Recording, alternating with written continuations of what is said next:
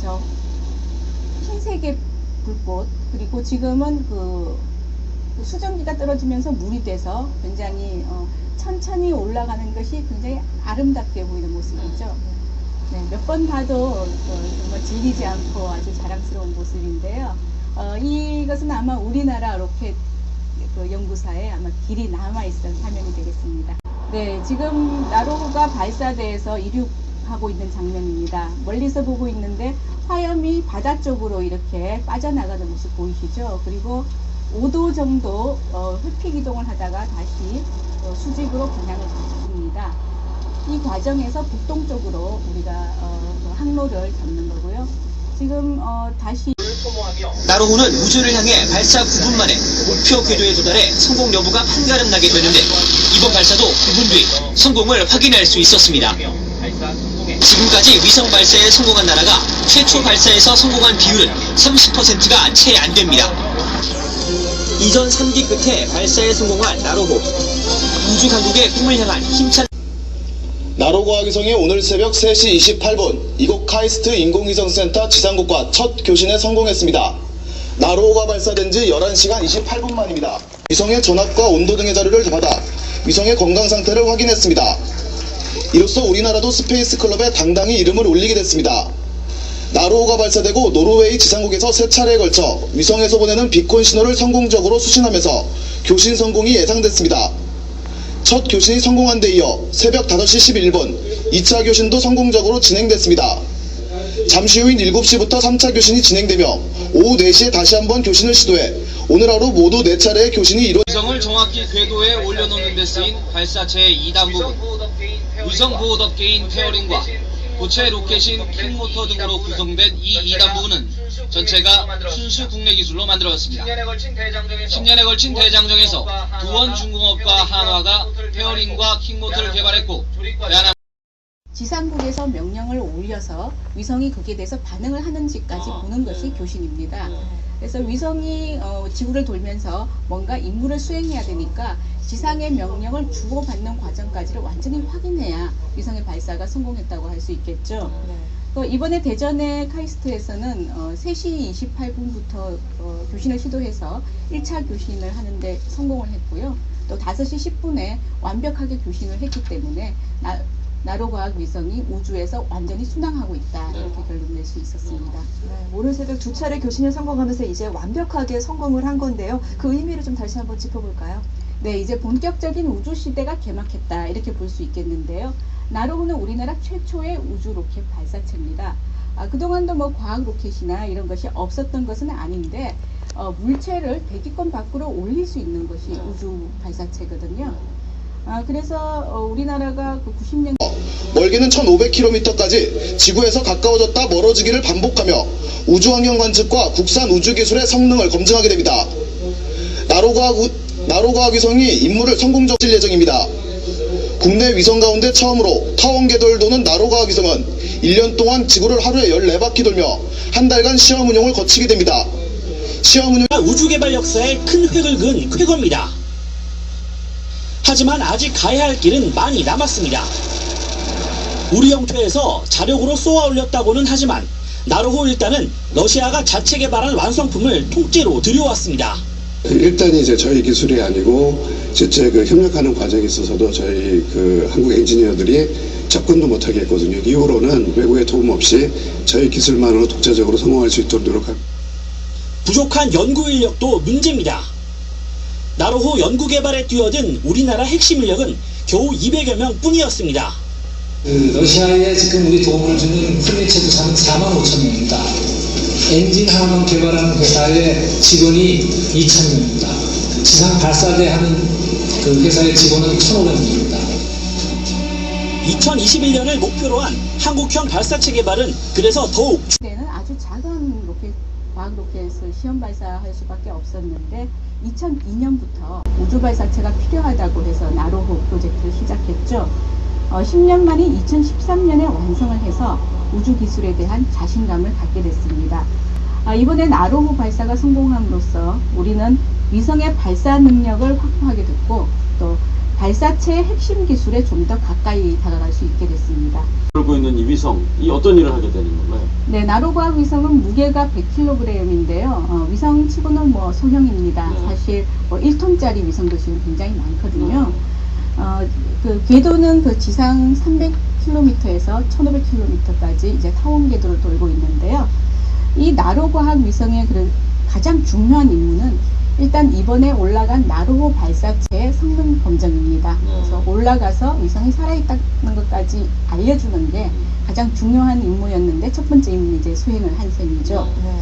그리고 두 번째는 우주 환경에서 우주의 방사선량이라든가 전자파 같은 걸 특정해서 그 우주의 과학 연구를 수행하게 됩니다. 이런 부분들은 앞으로 자세를 완전히 잡고 난 뒤에 시작을 할 거고요.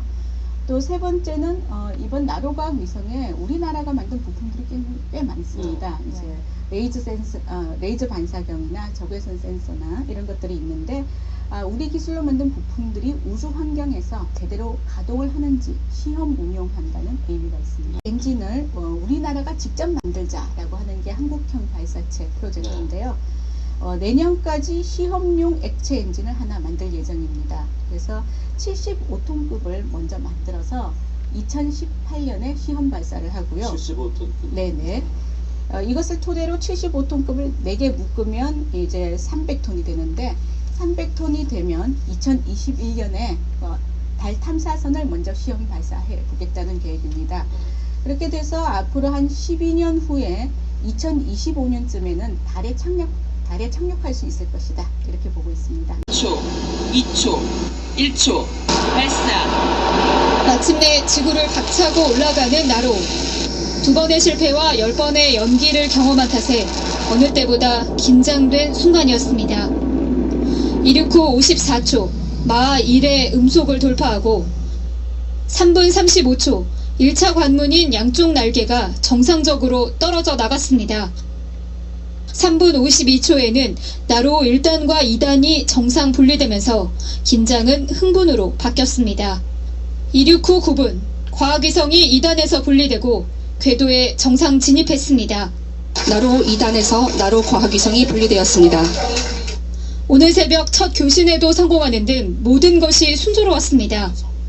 나로과학위성은 앞으로 1년 동안 지구를 하루 14바퀴 돌며 우주 환경을 측정하고 국산화 부품이 우주 공간에서 잘 작동하는지 검증합니다. 금년도에 태양 활동 극대기가 돼서 우주 폭풍, 태양 폭풍 그것이 금년에 많이 발생할 거로 예상을 합니다. 태양 폭풍이 얼마나 강도가 센 것인지를 측정을 하게 되겠고요. 차지하고 있고 반대로 나로호가 실어 나를 인공위성은 0.1톤에 불과합니다. 오로지 추진력으로만 로켓을 쏘아 올려야 하기 때문에 연료를 많이 실을 수밖에 없습니다. 나로호를 쏘아 올리는 나로 우주센터의 발사장도 첨단 기술의 집약체입니다. 무려 140km의 전선이 발사대에 깔려 있습니다.